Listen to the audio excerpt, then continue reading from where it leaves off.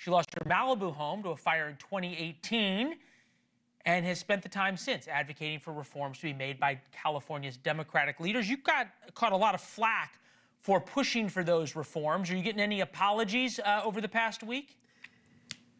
Not yet, but none of that matters. The reality is that while you're seeing $20 million mansions flattened, there are thousands of people who are going to be financially devastated by this. And that's what's deeply upsetting, is so much of this could have been mitigated. Agreed. 100%. We've been talking about that.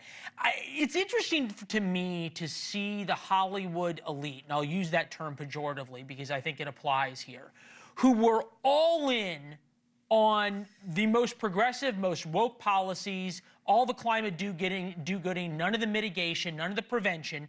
But as soon as it affected them, right, as soon as their mansion burned down, suddenly they've switched on Gavin Newsom. Is it that simple that when it affects them, they change? I gotta be honest, when it affected me, I changed. I was deep blue, California resident my entire life. And it was a series of events that started with how Gavin Newsom handled PG&E's role in the 2018 fire and let them off the hook, didn't hold them accountable because a $10 hook broke on a power line that was 100 years old. Literally let them off the hook because they donated to his gubernatorial campaign. And then the way he ran the state throughout COVID, the way he handled the riots, it affected my life and it changed me. And I think you're going to see that when it touches you, it changes you. And for California, that's a good thing because it is in desperate need of reform. Yeah, you see things are changing. To be fair, though, right, it's more than, just holding PG&E accountable. If you buried power lines, that would solve a lot of problems. Still haven't learned from that from 2018. The water issue, we've covered extensively here, remains an enormous issue. When you say California's changed, that's for a good thing, or is changing for a good thing. What do you see? All of a sudden going to be a bunch of people walking down Malibu Beach wearing MAGA hats? Well, okay, first of all, you're absolutely right. This was a failure on so many different fronts. It's staggering, from forestry management. And I'll give you a very specific example because there are many that like to claim Gavin Newsom couldn't have done anything. Oh my gosh, there's so much red tape. There was a bill, it's called AB 2330, that passed all of the legislative entities in California. The Senate, it landed right on his desk.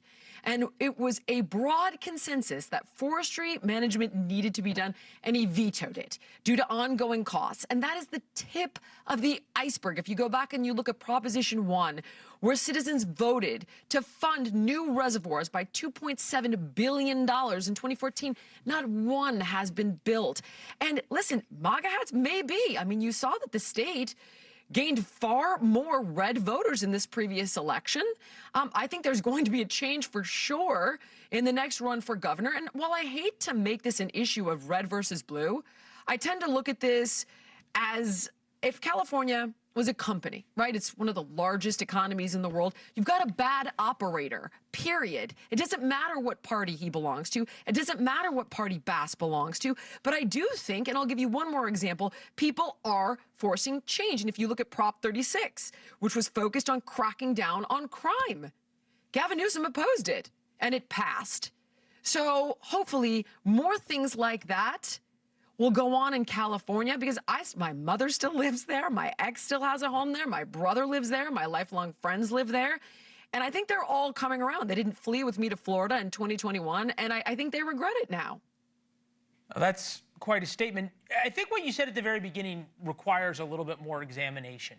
When you said people are going to be financially devastated, because when we put up the video of all the homes in the Palisades that were destroyed, a lot of these were middle-class homes. At least that's the way it started 20 years ago when people bought them for very modest sums. Now they're worth millions, but people can't afford to rebuild them. And it's the same, right, with all of the lax laws from Gavin Newsom on crime, which is it was always the poorest among us who got hurt because it was the CVSs in the poor neighborhoods that closed. Now it's the poorest among us who've lost their homes and can't afford to rebuild, the least fortunate. At some point, right, you said, you left California. Are you hearing from more friends who are saying, I'm willing to leave as well? They're all going.